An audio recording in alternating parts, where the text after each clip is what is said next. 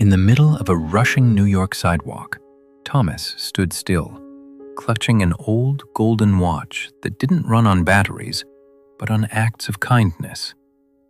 While everyone around him sprinted to catch a train or a dream, he gently handed a glowing minute to a crying stranger. Thomas was the richest man in the world, owning more time than anyone alive.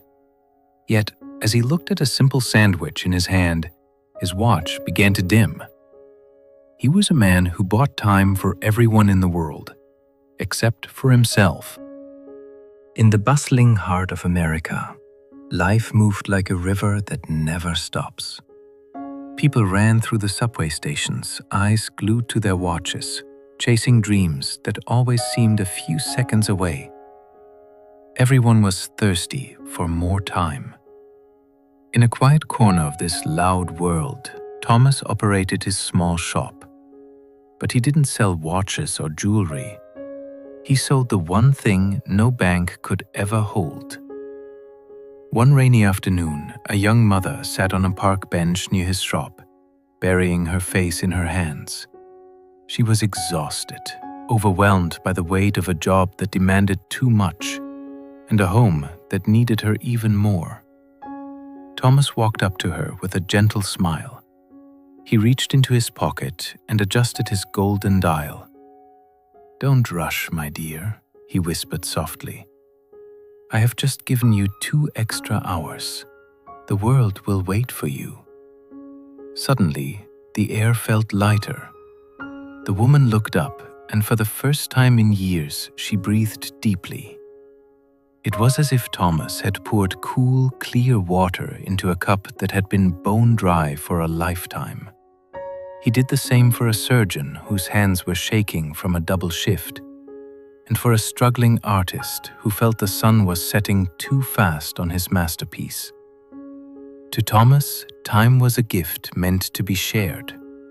He moved through the crowd like a quiet shadow, healing the spirits of the hurried. He watched as their stress melted away, replaced by the peace of having enough.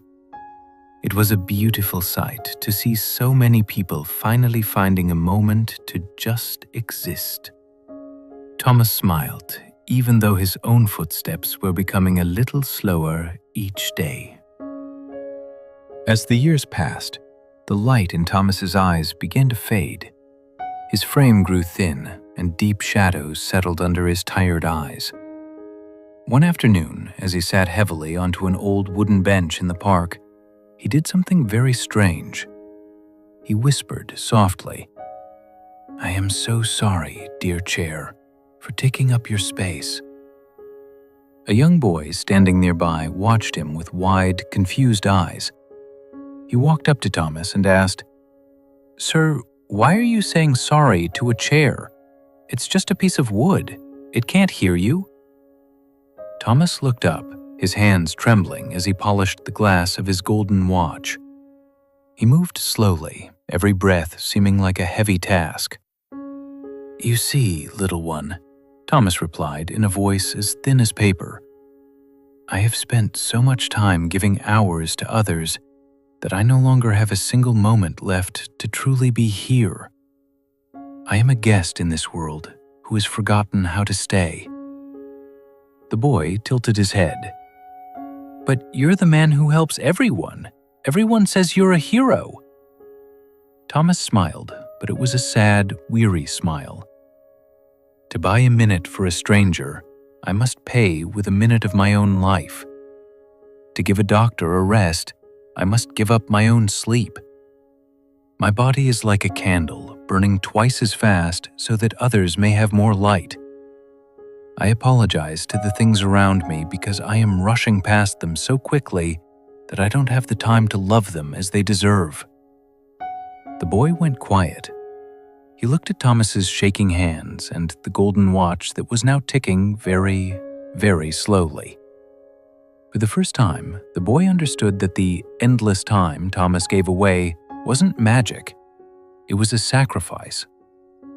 Every hour he handed out was an hour stolen from his own heart. Thomas wasn't just a man with a gift. He was a man who was disappearing, one kind act at a time. The park, once filled with the sounds of laughing children, suddenly felt very still as the boy sat down silently beside him, realizing that the most generous man in the world was also the poorest. One afternoon, Thomas finally collapsed. His body could no longer carry the weight of everyone else's clock. He sank onto the cold pavement of a street that never sleeps. But then, something miraculous happened. The rushing crowd began to slow down. The mother he had helped, the doctor he had rested, and the artist he had inspired, they all appeared. They didn't try to pull him up or force him to walk. They didn't even try to give him back the hours he had gifted them. Instead, they simply sat down. One by one, a circle of people formed around Thomas, creating a wall of silence in the middle of the loud city. For the first time in his life, Thomas didn't feel the need to reach for his pocket. He looked at their peaceful faces and realized a profound truth. You cannot pour water from an empty jar. To love the world, you must first have enough love left for yourself. Being kind is a beautiful gift, but being kind to yourself is the foundation that keeps that gift alive. Seeing that his work was now in their hands, Thomas felt a deep sense of relief. The trembling in his fingers stopped. With a slow, steady breath, he reached out and clicked the golden watch shut. The ticking stopped. He closed his eyes, leaning his head back against the stone, and fell into the first real sleep he had known in years. In that perfect stillness, surrounded by the people he had saved, Thomas was finally home. The man who bought time for everyone had finally found a moment that belonged only to him. From today's short story, we learn that the most precious gift you can give the world is a healthy and happy version of yourself. Many of us act like Thomas, rushing to save everyone else while our own golden watch slowly runs out of light. But remember, kindness is like water. You cannot share it if your own well has run dry. Today, I want you to do something small but brave. Give yourself 5 minutes to do absolutely nothing.